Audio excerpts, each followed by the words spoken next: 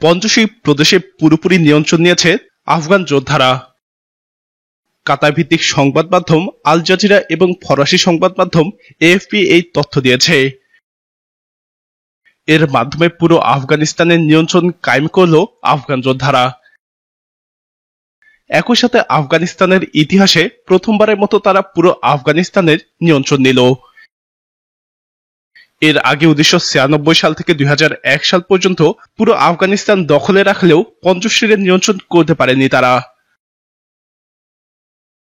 পঞ্জশীর উপত্যকা 80 দশকের সোভিয়েত বাহিনী এবং 90 দশকের শেষের দিকে তালেবান প্রতিরোধের জন্য বিখ্যাত। তালেবানদের হাতে আফগান রাজধানী কাবুল পতনের পর পর্বত উপত্যকায় একমাত্র প্রদেশ যেটি তালেবানদের নিয়ন্ত্রণের বাইরে ছিল। তালেবানরা কাবুল নিয়ন্ত্রণের পর পার্বত্য এলাকা পঞ্জশীরে স্থানীয় নেতা আহমেদ মাসুদের নেতৃত্বে তালেবান বিরোধী প্রতিরোধ যুদ্ধ গড়ে তোলা হয়।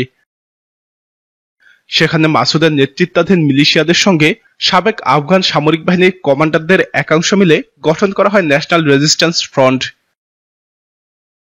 আন্তর্জাতিক সংবাদ মাধ্যম আল জাজিরা জানায়, পঞ্জশীর দখল করতে আসা তালেবানদের সঙ্গে এনআরএফ এর তুমুল লড়াই সংঘটিত হয়। আফগানিস্তানের সামা নিউজ জানায়, এই প্রতিরোধ যুদ্ধে 2 সহযোদ্ধাকে হারিয়েছে এনআরএফ। তারা হলেন এনআরএফ এর মুখপাত্র ফাহিম দাশতি এবং জেনারেল আব্দুল ওয়াদুদ জারা। নিহত হওয়ার আগে এনআরএফ এর মুখপাত্র ফাহিম দাশতি দাবি করেছিলেন, তুমুল যুদ্ধের পর 1000-এর বেশি তালেবান যোদ্ধা পিছু হটার জন্য বন্দী করা হয়। এছাড়াও অনেক নিহত হয়েছে। আর তালেবানদের মুখপাত্র বেলাল কারিমির দাবি, পঞ্জশীর প্রদেশ তালেবানদের নিয়ন্ত্রণে এসেছে।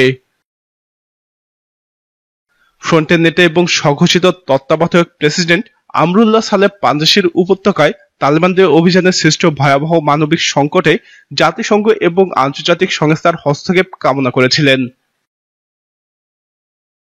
পঞ্জশীর উপত্যকাটি 1.5 থেকে 2 লাখের মতো মানুষের বসবাস। পাহাড়ের চূড়ার আড়ালে হওয়ায় অঞ্চলটি জয় করা যেকোনো শক্তির জন্যই কঠিন। আফগান নিরাপত্তা বাহিনীর সাবেক সদস্য এবং স্থানীয় মিলিশিয়াদের নিয়ে ন্যাশনাল রেজিস্ট্যান্স ফ্রন্ট গঠিত।